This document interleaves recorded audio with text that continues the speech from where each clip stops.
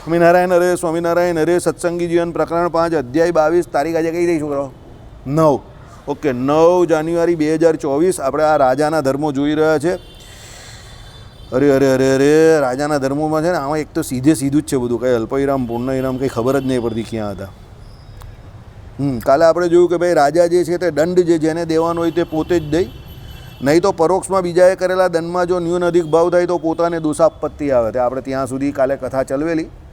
એટલે દાખલા તરીકે કદાચ કોઈ વ્યક્તિ જજ તરીકે બેઠો હોય કે રાજા કોઈને ન્યાય આપવા માટે બેસાડે અને પેલો કંઈક ગુનેગાર જોડે કોઈક એના ઓળખીતા પાળખીતા હોય અને કૂણું વલણ રાખે અને કોઈ એનો વિરોધી હોય ને એને જોરદાર ખતરનાક સજા આપી દે, તો પેલાએ તો સજા આપી દીધી, પેલાએ સજા ભોગવી પણ દીધી દુઃખી થઈને, પણ એમાં ગુનો જે છે, પાપ જે કર્મ છે તે રાજાને પણ લાગે. તમારા રાજ્યમાં જે કંઈ ન્યાય જે છે, પબ્લિકને ન્યાય આપવાની જવાબદારી તમારી છે. Delay justice is no justice. પબ્લિકને ન્યાય મળે નહીં સિવિલ કોર્ટમાં 20-20, 25-25, 30-30 વર્ષ સુધી, તો તમે બંધારણમાં બીજા બધા સુધારા કરી શકો, તો આ સુધારા ન કરી શકો. તમે કરી શકો, તમને ખબર નથી. આટલા વર્ષોથી ભારતમાં કેટલી બધી દુકાનો જે છે તે એમને એમ બંધ પડેલી છે, પણ લોકો હવે ભાડુઆતને આપતા નથી. કેમ? ભાડુઆત કબજા કરી લે છે, તો પછી ક્યાંથી આપે? મકાનો નહીં દેતા તો ક્યાંથી દે? કબજા કરી લે છે, અને કબજા કરી લે પછી પેલો કોર્ટમાં જાય તો 20-20 વર્ષ સુધી એની મિલકતનો જ કબજો એને નહીં મળે, મકાન માલિકને. તો પછી હું તમને એ જ કહું છું, બધાને મળે. પણ આજે તમારી મિલકત તમે 20 લાખ રૂપિયામાં ખરીદી, તમે 10,000 રૂપિયા ભાડામાં પેલાને જગ્યા વાપરવા આપી, અને પેલો વર્ષની અંદર એનો બાપ બનીને બેસી ગયો જગ્યાની છોડે, તો તમારે તમારી જ જગ્યા એની પાસે છોડાવવાને એને પૈસા આપવાના પાછા. ને કોર્ટમાં કેસ કરે તો 20 વર્ષ, અરે 20 વર્ષ સુધી સિવિલ કોર્ટમાં, 10 વર્ષ સુધી તો ટેબલ પર કેસ નહીં આવતો, ને પછી ચાલુ થાય ને પછી 20 વર્ષ થઈ જાય. સમજો, અશોકભાઈનો જ 2005નો કેસ અશોકભાઈનો જોઈ લો, 18 વર્ષ થઈ ગયા. મારો એક કેસ હતો ભાગણની જૂની મિલકતનો 1995માં કરેલો, 2006માં નિવેડો આવ્યો, એ પણ કોર્ટની બહાર આવ્યો, એ મિલકત વેચાઈ ગઈ. કોર્ટમાં તો પૂરું જ નહીં થયેલું, સમજો. પછી અને એ ભાડુઆતનો જ હતો, અમારો ભાડુઆત જ હતો, નીચે એની જોડે જ હતો. બરાબર? એટલે કહેવાનો મતલબ શું છે? કાયદા હોય એને વારંવાર સમયે સમયે સુધારવાની જવાબદારી કોની છે? અત્યારે પાર્લામેન્ટની છે, તો પાર્લામેન્ટ એને સજેશન કોણ આપે? તો રાજા આપે. એને ખબર ના હોય? ખબર તો હોય જ પ્રેક્ટિકલી શું થાય છે, સમજો.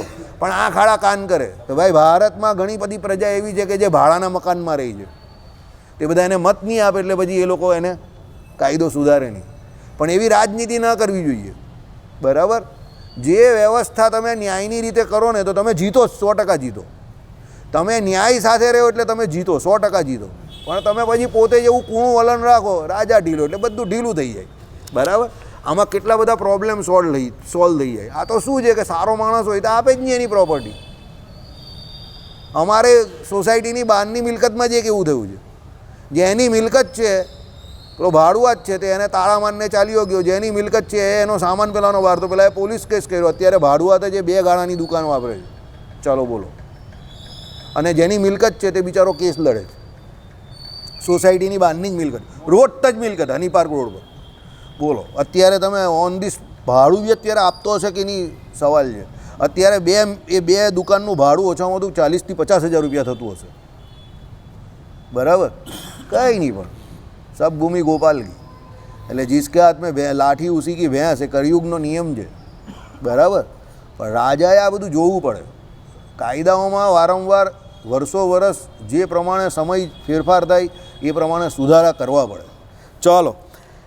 તથા જે કોઈ પારિતોષિક પદાર્થનો પ્રદાતા પોતે જ થાય, કેમ તો પોતાનું અધિક કાર્ય કર્યું હોય તેને પારિતોષિક આપવા પોતે મોકલેલો જન જો તેની યોગ્યતા થકી ન્યૂન આપે તો ફરી તેના કાર્યમાં તે નહીં પ્રવર્તતા સ્વાર્થ ભ્રંશની પ્રાપ્તિ થાય, તો તે અધિકારીઓએ કરાતું તે પણ સ્વયં રાજા તેને જાણી કરાવે.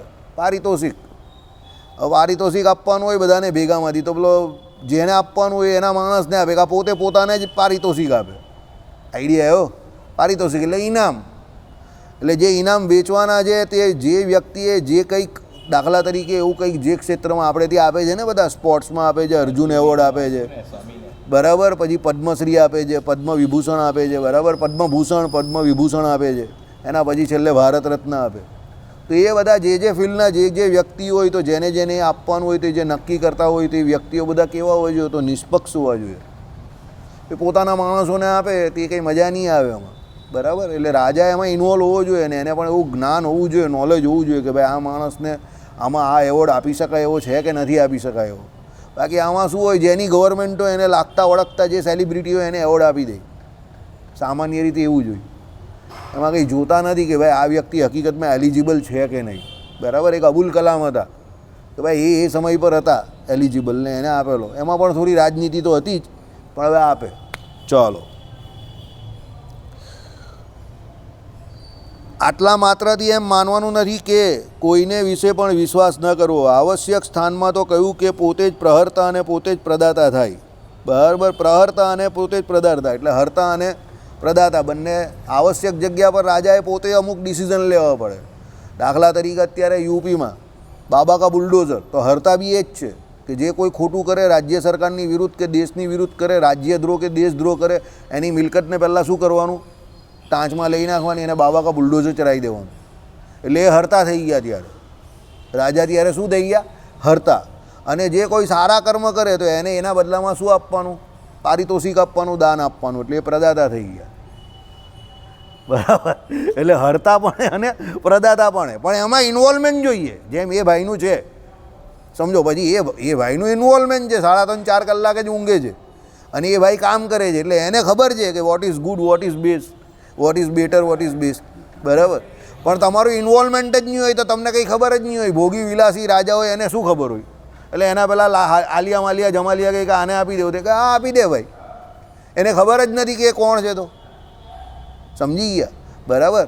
એટલે એ પ્રમાણે છે કે ભાઈ જેને જે પ્રમાણે જે પારિતોષિક છે કે જે કંઈ એનું કાર્ય કરવાનું, એમાં રાજા પોતે ઇન્વોલ્વ જોઈએ.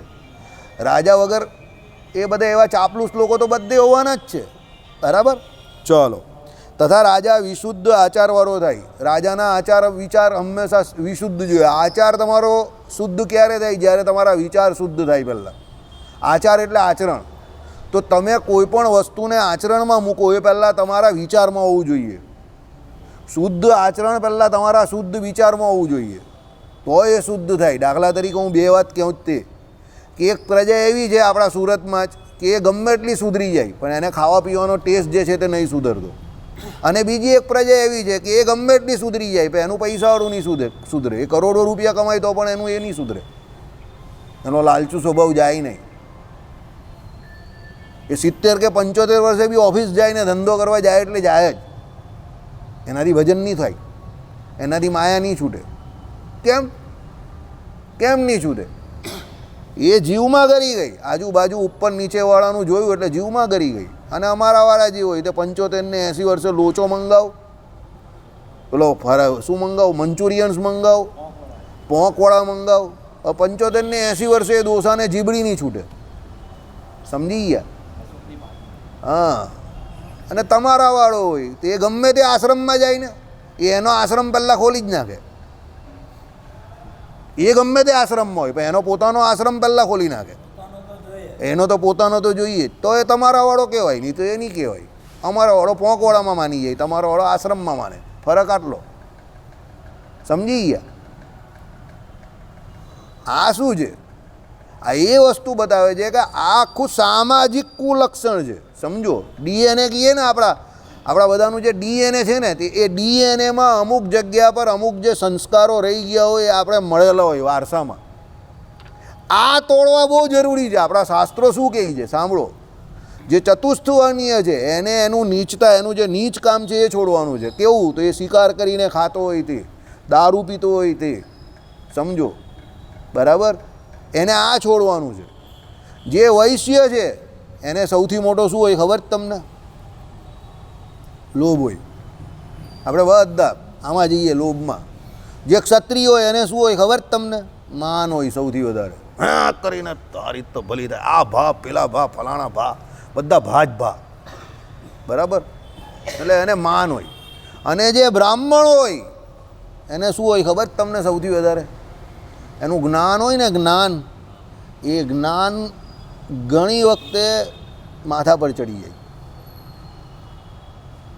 એટલે શાસ્ત્રોમાં કહ્યું છે કે પોતાના વર્ણને હિસાબે જે કંઈ વસ્તુ તમને પરંપરાગત રીતે નડતી હોય એ તમારે જોવાની પહેલાં કે ભાઈ આપણે નડે શું છે, આપણા બાપાને શું નડતું હતું, આપણા દાદાને શું નડતું હતું, આપણા સમાજને શું નડે છે, અને એ પહેલાં છોડવાનું છે. ભાઈ પેલા ભાઈ કહે કે બાપા ગયા ને તો જમરૂખ છોડી દીધું. એટલે આપણે પૂછીએ ભાઈ તું વરસમાં કેટલા જમરૂખ ખાતો હતો? એક પણ ખાતો જ નહીં હતો એટલે છોડી દીધું. અરે ફકીર મોહમ્મદ ખાતો નહીં હતો તો છોડવાની કાંઈ જરૂર છે? આ તો થઈ યાર પોતે પોતાની જાતને છેતરવાની વાત છે.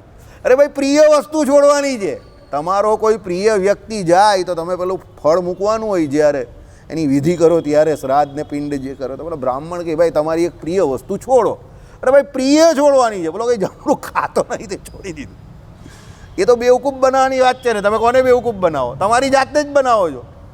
સમજો એ કેમ એવું કહે છે? તમે સમજો કે જે ગતિ તારા ઓળખીતા કે તારા પ્રિયની થઈ છે એ ગતિ કાલે તારી પણ થવાની છે. એટલે અત્યારથી બધું છોડતો થા. એટલે કહી કે પ્રિય વસ્તુ કે પ્રિય ફળ છોડો, કે ભાઈ છોડવાનું છે. આ લોકમાં ખાલી એક ભગવાન જ એવા છે કે જેને આપણે પકડવાના છે, બાકી બધું આપણે છોડવાનું છે. સમજો સમયે સમયે. બરાબર? આપણે આ લોકમાં આવીએ. હવે આ સાહેબ છે, સાહેબની ઉંમરના માણસ કે મારા બાપુજીની ઉંમરના માણસ કે એમની ઉંમરના માણસ, એમના મા બાપ જે હતા કે છે કે રહેશે કે નહીં રહેશે કેટલો સમય તે હવે કહી નહીં શકાય. કારણ કે એમની એજ જેટલી થઈ ગઈ કે હવે મા બાપ વિશે એ લોકો વધારે કંઈ કહી ન શકે. કેમ? છોડી ગયા એ લોકો, કાં છોડી જશે અલ્લી. સમજો આઈડિયા આવ્યો હું તમને જે કહું તે? બરાબર? એટલે કહેવાનું તાત્પર્ય એવું છે કે એમની આગળની પેઢી એમને છોડી ગઈ તો આપણે એની પરથી સમજવાનું છે કે આપણી પેઢી અને આપણે પોતે પણ આ છોડવાનું છે બધું. આપણે એકચ્યુઅલી શું કરીએ છીએ? જે છોડવાનું છે એને પકડીને બેઠા છે કે એને પકડવાના પ્રયાસમાં છે, અને જેને પકડવાના છે એના માટે આપણે કોઈ પ્રયત્ન જ નહીં કરતા. આપણે એવું લાગે કે ભગવાને તો પેલું બોડી ઉપર તેલ લગાવેલું હોય ને, અને પેલો ચોર પેલા વચ્ચે પેલા ચડ્ડી બની અંદારી નહીં આવતા હતા ચોરી કરવા અને તેલ લગાવીને કોઈ પકડે તો પકડાઈ જ દી. એવી હાલતમાં આપણે ભગવાનને મૂકેલા છે કે આપણે ભગવાનને પકડવા જઈએ પણ ભગવાન આપણા હાથમાં જ નહીં આવતા. પણ એકચ્યુઅલી એવું આપણા કેસમાં છે. એકચ્યુઅલી એવું છે કે આપણે તેલ લગાવવાનું જ માયાનું. એટલે ભગવાન આપણે પકડવા માંગે છે પણ આપણે ભગવાનના હાથમાં નહીં આવતા, સડકીને માયા પાસે ચાલ્યા જઈએ છીએ. બરાબર? એટલે આ સમજવા જેવી બાબત છે કે ભાઈ આપણે છોડવાનું છે, ભગવાને કંઈ નહીં છોડવાનું. ભગવાન માટે આપણે છોડવાનું છે જગતને. કેમ? આપણે જગતને ન છોડશું તો એક દિવસ શું થશે? જગત આપણે છોડી જ દેશે. કારણ કે અહીંયાનો નિયમ જ એવો છે, મિલના બિછડના રીત યही है, हार यही है, जीत यही है. બરાબર? મેરા આખરી ગીત यही है, સંસાર કી રીત यही है. એટલે મિલવું બિછડવું એ અહીંયાની રીત જ છે. અહીંયા કંઈ પરમેનન્ટ નથી. આપણે એવું માની બેઠા છે, એવું સખત માની બેઠા છે. મહારાજે વચનામૃતમાં કહ્યું ને કે આ મારું મારું મારું એવું માની બેઠા છે કે જે વસ્તુ આપણે નથી મળી એને મેળવવા માટે બી આપણે એવો ખતરનાક દુષ્પ્રયત્ન કરીએ છીએ કે ના એને મેળવી લેવું. બરાબર? અને ભગવાન જે આપણી જોડે ને જોડે છે ને અતિશય સરળ છે, એનેથી આપણે દૂર જતા જ જઈએ, દૂર જતા જઈએ. એને મેળવવાનો કોઈ પ્રયત્ન જ નહીં કરતા. સમજી ગયા? એટલે જે અત્યારે સાથે છે, આના પહેલાં આપણી સાથે હતા, ભૂતકાળમાં વર્તમાનમાં સાથે છે, અને ભવિષ્યમાં પણ જે આપણી સાથે રહેવાના છે એના માટે આપણે કંઈ નહીં કરતા. અને જે માયા આપણા પહેલાં કારણ અવસ્થામાં હતી ને અત્યારે કાર્ય અવસ્થામાં છે, અને ક્યાં સુધી આ કાર્ય અવસ્થામાં શરીર આપણું આમને આમ રહેશે એ આપણે નહીં ખબર. એની પાછળ આપણે એટલી બધી તૈયારી કરીએ છીએ કે જેની કોઈ વાત નહીં. બરાબર? એટલે પ્રોસેસ જ આખી ખોટી છે આપણી. બરાબર? એ સમજવી પડશે આપણે ગમે ત્યારે. જ્યાં સુધી એ સમજીશું નહીં, પ્રથમનું 18મું વચનામૃત મહારાજે કહ્યું એ પ્રમાણે કે આ પ્રમાણે જ્યાં સુધી વર્તશો નહીં ત્યાં સુધી તમારે ને અમારે શું છે? છેટું છે. બરાબર? ચાલો. એટલે શું છે કે ભાઈ પ્રદાતા પણ આ પ્રમાણે થાય, શુદ્ધ વિચારવાળો આચારવાળો થાય. તેના માટે પહેલાં શુદ્ધ વિચાર જોઈએ રાજાના. જે નૃપ તો સર્વત્ર અભિશંકી હોય, એટલે અમાત્ય પુરોહિત આદિકમાં પણ અતિ શંકાશીલ હોય, કોપ પ્રકૃતિ હોય. જે શંકાશીલ માણસ હોય ને એને ગુસ્સો આવતો જ હોય. એમ પણ કેમ પેલા ભાઈ ત્યાં બેસી ગયા? ફૂલકી આવવાના છે. હા, બરાબર. એટલે શું છે? અભિશંકી. અમાત્ય પુરોહિત આદિકમાં પુરોહિત એટલે શું હોય કે ભાઈ જે ધર્મને જાણનાર હોય તે કુટુંબના વડવાઓના ને એના બરાબર. રામચંદ્ર ભગવાનના કુટુંબના પુરોહિત કોણ હતા બોલો? વશિષ્ઠજી. તો પુરોહિત જે છે તે તમારી વંશ પરંપરાગત રીતે તમારા પૂર્વજોની જે કોઈ પેઢીઓ છે કે એમની જે નબળાઈઓ હતી તે કે એમની જે મજબૂત એમનો જે પક્ષ હતો એ બધું જાણે છે. તો એમની ઉપર તમારે પૂરેપૂરો વિશ્વાસ કરવો પડે. અને આપણો ઇતિહાસ પૂછીને પછી આપણે અત્યારે શું કરવું એ તમારા પુરોહિતને ખબર હોય. પણ અત્યારે આપણી પાસે કોઈ પુરોહિત કે ગોળ મહારાજ તમે કહો એ જ બધી પ્રથા જ બધી ગઈ, આપણે કંઈ ખબર જ નથી. બરાબર. નામાત્ય એટલે એની જે મંત્રીમંડળ, તે મંત્રીમંડળ અને એનું પુરોહિત. બરાબર. આપણા ભારત દેશમાં બે સત્તા ચાલે છે, એક રાજસત્તા અને બીજી સાધુ સત્તા. આધ્યાત્મિક જગતની જે સત્તા ચાલે છે, જે મોક્ષાર્થી છે, એના માટે સાધુ સત્તા ચાલે છે. અને દેશનો જે વહીવટ ચલાવવાનો એના માટે રાજસત્તા ચાલે છે. રાજસત્તા જે છે તેણે સાધુ સત્તા એટલે ધર્મસત્તા જે છે એને અનુસરીને રાજ કરવાનું છે. એટલે રાજ્યમાં એટલે રાજનીતિમાં ધર્મનું હોવું બહુ જરૂરી છે, સમજજો. પણ ધર્મને વિશે કોઈપણ પ્રકારની રાજનીતિ જોઈએ નહીં. પણ અત્યારે એકચ્યુઅલી શું થઈ રહેલું છે? ઉલટું છે.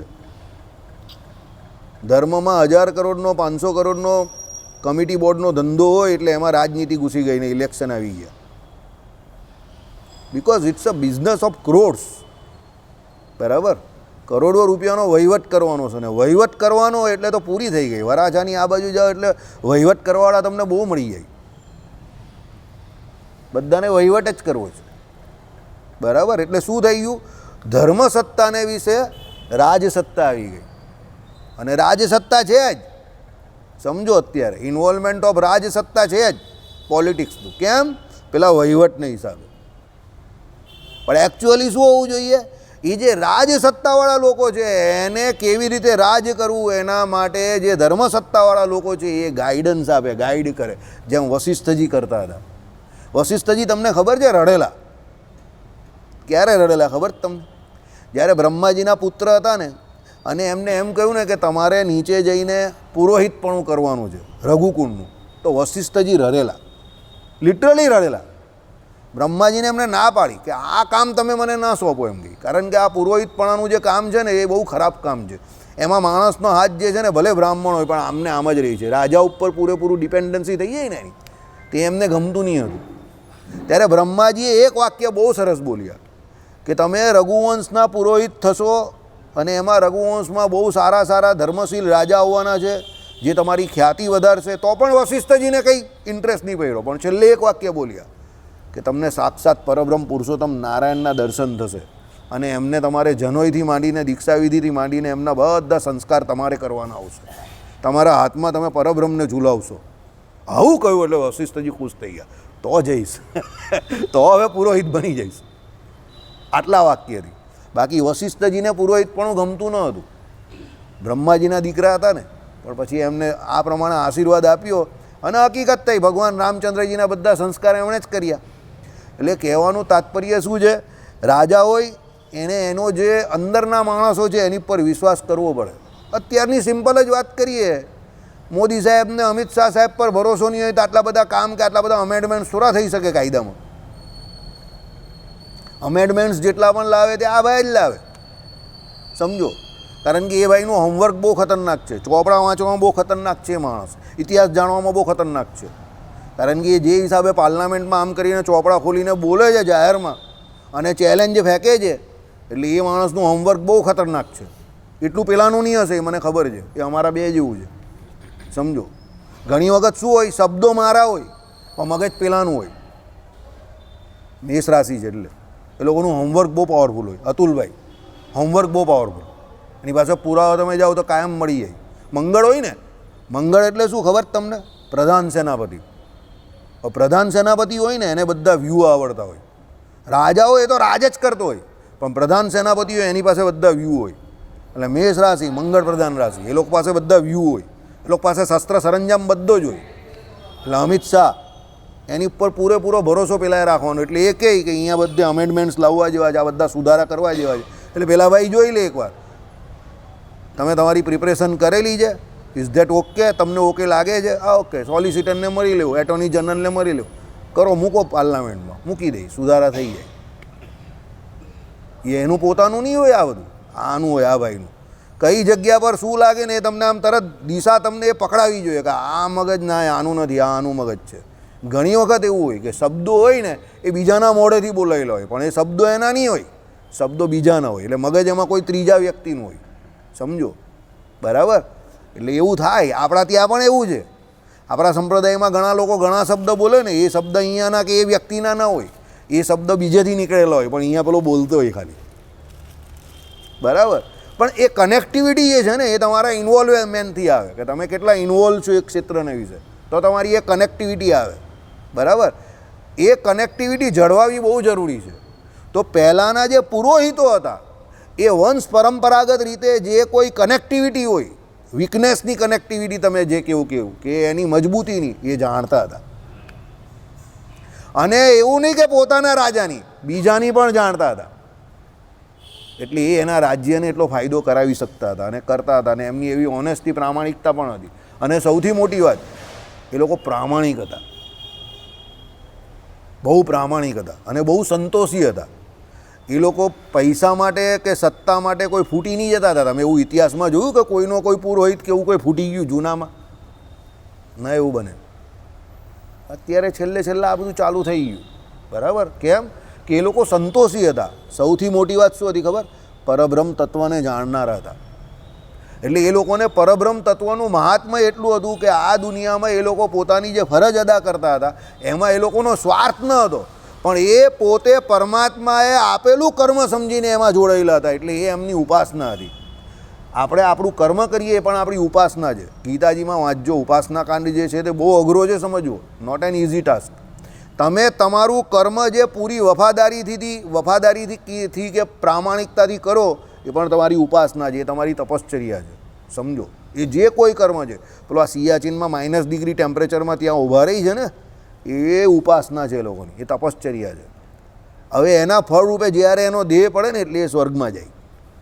શાસ્ત્રોમાં લખેલું છે, સૈનિક હોય તે સ્વર્ગમાં જાય, કારણ કે એની તપશ્ચર્યા છે, એની ઉપાસના છે. જે તે ફિલ્ડમાં તમે નિસ્વાર્થ ભાવે જે કંઈ કરો એ તમારી તપશ્ચર્યા છે. પણ તમારો સ્વાર્થ બળ્યો પછી કે મેં આટલો સમય આપ્યો, હવે આ પેશન્ટોને લૂંટી લેવાના છે, ઓપરેશન નથી તો પણ કાતર ફેરવી નાખવાની છે, મીટર બનાવવાનું છે, એ પછી પાછું ખોટું. બાકી તમે એમાં તપશ્ચર્યા કરો, સ્વાર્થહીન કામ કરો, પ્રામાણિકતા રાખો તમે, તો ભગવાન 100% ભળે, બરાબર? ઘણા લોકો નહીં કહેતા એ ડૉક્ટરમાં જસ બહુ છે, એની પાસે જાઓ એટલે સારા કરી દે.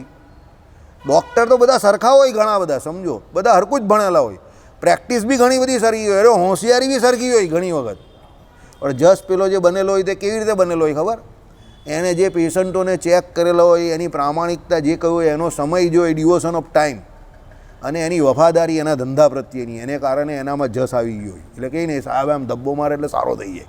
સાહેબ ધબ્બો તો મારતા હોય, સાહેબ દવા આપીને જ સારો કરે, પણ એ જસ હોય એનામાં. કેમ? એને કામ કરેલું છે એના ક્ષેત્રમાં, ભળે, ઉપાસના છે એની તપશ્ચર્યા છે, સમજો.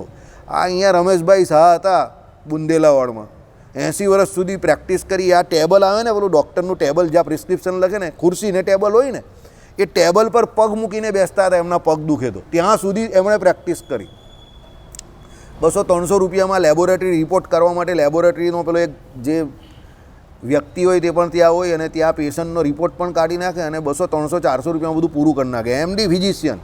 અને મારા ખ્યાલથી બેસ્ટ ઓફ માય નોલેજ તમે કહેવા જાઓ તો સાઉથ ગુજરાતના લગભગ પહેલાં જે 5-10 જે ફિઝિશિયન હશે ને, એમાં અમોંગ ધેમ એ હતા. બહુ નોલેજેબલ, સિવિલ હોસ્પિટલમાં ભણાવવા જાય, બધા ડોઝ બોઝ બધું એમને મોડે. ક્લોરોક્વિનોલોન્સ તો લિયોફ્લોક્સાસીન આમાં આવી, સિપ્રોફ્લોક્સાસીન એના પછી આવી, એના પહેલાં આ તે બધું એમને મોડે, ઓફ્લોક્સાસીન. પછી કહે કે બાયોલોજીકલ હાફ લાઈફ તો આની આ છે, વાસુદેવ પેલાની આ છે. તમે એને લિટરેચર બતાવો, લિટરેચર નહીં બતાવો, મને ચોપડીમાં ખબર છે, ચાલ તો આ નહીં બતાવો મને, કે કેટલા કામ મળે છે, રવિ મેડિકલમાં અવેલેબલ છે, આમાં આ છે, ચાલ આ છે, ઓકે, તારી સિલિબોન અવેલેબલ આ કે, પછી આમ કરીને બેસી જાય. મને કંઈ ચાલ હવે સત્સંગમાં શું ચાલે છે એ મને વાત કર. બોલો, 78 ને 80 વર્ષે ના, એ પેલા હવેલીવાળા હતા, પણ એને બહુ રુચિ, સત્સંગમાં બહુ રુચિ. અને રુચિ એટલે પ્રામાણિકતા પણ કેટલી, કે એમનો દીકરો, સગ્ગો દીકરો પ્રેક્ટિસ કરે છે, પણ એને એમાં રસ નથી. એ કહે કે મને એની પ્રેક્ટિસમાં રસ નથી, કારણ કે પેલા ભાઈ મણીલાલ છે. અરે એ આ પ્રજ્ઞેશ, કાર્ડિયોલોજીસ્ટ. હા, તો એ કહે કે મને પૂછે રીતસર આમ, મને કહે કે is that I am not a okay person, એમ કહે કે is that I have done something wrong, એમ કહે is that I am not successful, આવું કહી મને. હું ના સાહેબ, તમે સક્સેસફુલ છો ને, સો વોટ, એમ કહે somebody is talking to me and somebody is asking me about my success, questioning about my career, એમ કહે. બરાબર, ઊભા થઈને કે એકદમ રોષમાં આવીએ, કેમ એની ઓનેસ્ટી બોલે છે કે એ માણસે કોઈની પાસે રૂપિયા વધારે લીધા નથી. એટલે આપણે કહું નહીં સાહેબ, એવું થાય, ઓકે ઓકે ચાલો, યુ આર રાઈટ, મને વાર ઠંડા થઈ જાય. પછી બોલો એનો માણસ, સાહેબ બહાર બેસન, તું બહાર જાની, એમ કે આ બેઠેલો જ ભગત, એમ કે બેસવા દે નહીં, એ તો બધા કોઈ સિરિયસ છે? ના સાહેબ, તાવ આવે છે. કંઈ નહીં થવાનું, એનો તાવ આપી દે. એક ભાઈ તારી પાસે ડોલો છે, પાછા મને જ કે ડોલો આપી દે ને એટલે સારો થઈ જશે. બેસી રહી શાંતિથી, સત્સંગ કરે, બિંદાસ કરે, તમે સાંભળો, બધી વાત સાંભળે, ગીતાજીનો પાઠ પણ કરે. અને અહીંયાથી રસ્તામાંથી તને મળે તો સાહેબજી પણ મળે. હવે મારી ઉંમર ને એમની ઉંમરમાં તો બહુ મોટો ડ્રાસ્ટિક ફરક, એમ બહુ મોટો ફરક. મારા દાદા જેટલી એમની ઉંમર, એમ કહી તો ચાલે, સમજો. પણ એ માણસને શું, પ્રામાણિકતાથી કામ કરનારા વ્યક્તિ, સત્સંગી માણસ, સારા માણસ ગમે, એટલે એની વેલ્યુ છે. પછી તમે રૂપિયા માટે જીવો તો તમને રૂપિયા મળે, પ્રામાણિકતા અને ભગવાન માટે જીવો તો ભગવાન મળે. તમે જેના માટે જીવો એ તમને મળે. બરાબર, એ આપણે નક્કી કરવાનું છે કે આપણે શું જોઈએ છે. એ પરમાત્મા નક્કી નહીં કરતા, એ આપણે નક્કી કરીએ છીએ કે આપણે શું જોઈએ છે. બરાબર, ચાલો. શ્રીપતિમ શ્રીધરમ સર્વદેવેશ્વરમ ભક્તિધર્માત્મજમ